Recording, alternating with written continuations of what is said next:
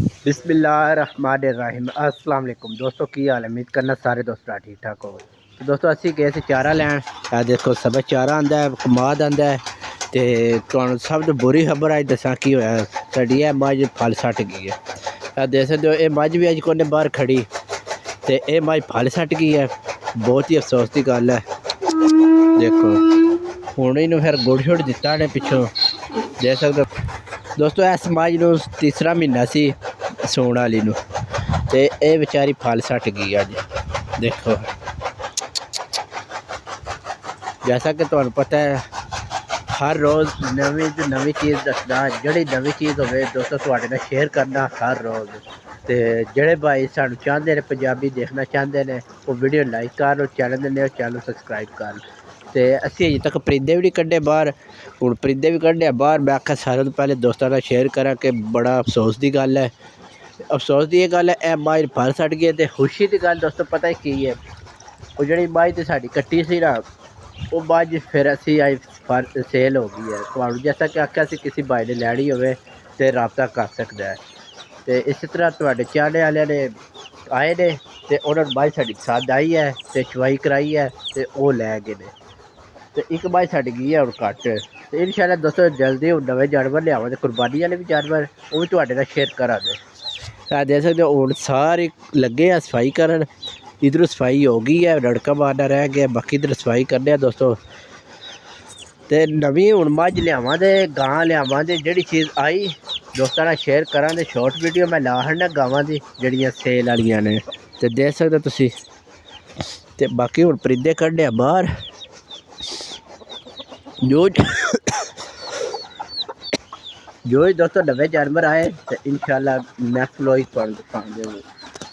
तो मुर्गियाँ इधर बिठाइयाँ सी, आ जाओ देखना इन्हें इस थले बच्चे निकले ने कि नहीं निकले, क्योंकि आजकल चीज़ें बच्चे निकल रहे ने। तो मैं देखा है उठती नहीं पी अज, बच्चा कोई निकलिया तो नहीं दोस्तों अजे तक बच्चा नहीं निकलिया, कोई बच्चा नहीं बाहर आया।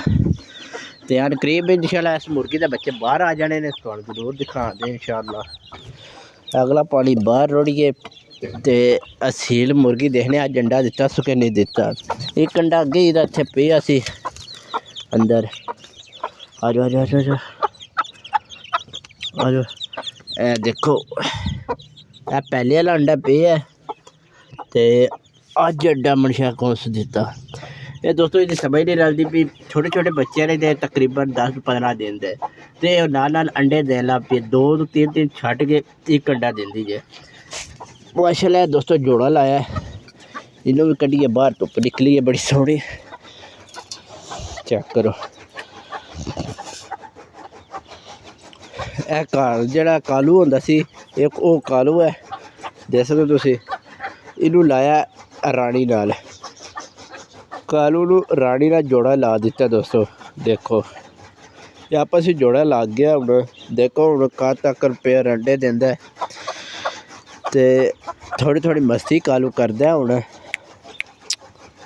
देखा जे वो मादी डरदी है, ये डरदा नहीं। देखो तो इन्हों कड्ढने बाहर, झट सारा लत्तां सीधियां कर लै।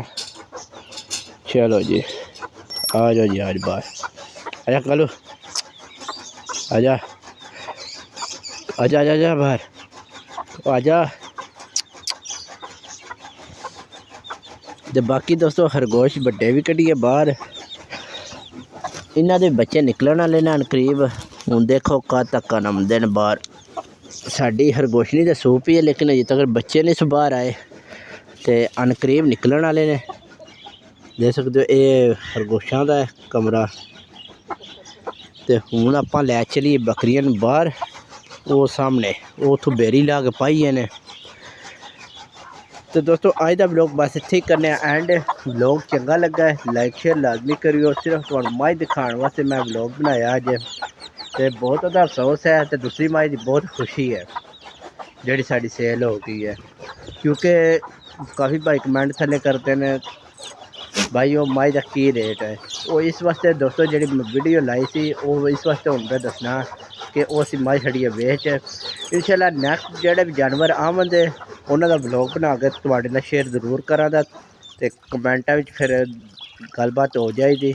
ਥੱਲੇ ਨੰਬਰ ਵੀ ਦੇ ਦੇਣਾ। ਓਕੇ ਜੀ, ਅੱਲਾ ਹਾਫਿਜ਼।